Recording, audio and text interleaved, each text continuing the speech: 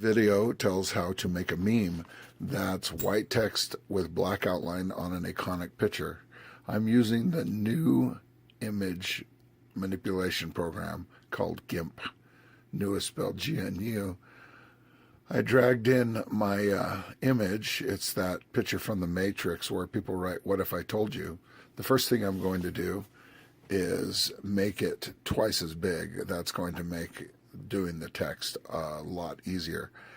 I changed the horizontal resolution, then clicked the chain link, which preserved the aspect ratio. And let's drag in these other tools so you can see what I'm doing. Sorry for the video quality here, but it's what the free software allows. So now I've got a text box, and I'm dragging that text box over the whole thing. I want white text. Now sometimes it'll let you pre-select the color and sometimes it won't. But I'm just going to click there. The way you make a meme is the text is all capital letters and it's bold and it's white. It's usually centered and it has a black outline that makes it easy to read. So on this one, I'm writing, "What if I told you that scales and key signatures go together?"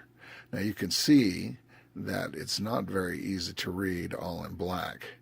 So I'm going to highlight that and make it centered and make it bold and make it a little easier to read. Now I'll make it bigger. Maybe I want to put a line wrap in there. And then I'm going to put some spaces in between, so some of the text is at the top and some of the text is at the bottom. I don't want it right up against the top of the picture, but I do want it close, and I don't want it to cover his face. I'm putting spaces before and after because that way when we put in the outline on the text, it will be easier to read. Now I'm going to take this top bit of text and make it fill up the whole width of the screen. Whoop, a little too big. Bring it back down. And let's do the same thing with the lower text after we get it into position. Move this out of the way and go back to that size arrow and stretch it, and whoop, one too big. Now we bring it back. Now that's as big as that can be. Now I want a space at the beginning and end of every line to make room for that outline.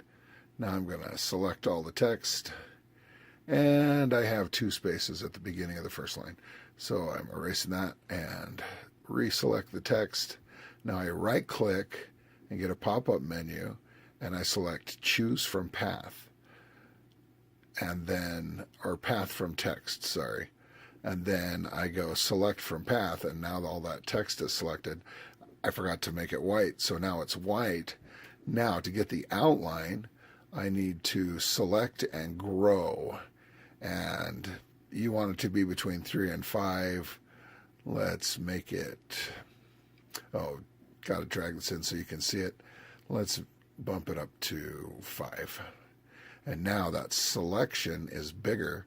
I'm going to grab the bucket fill tool and click, and all the outlines turned black. For some reason, it doesn't do inside of closed letters.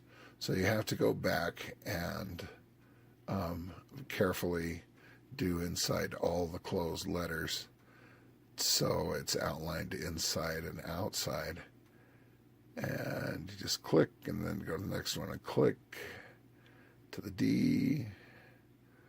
Let's move this menu and inside the A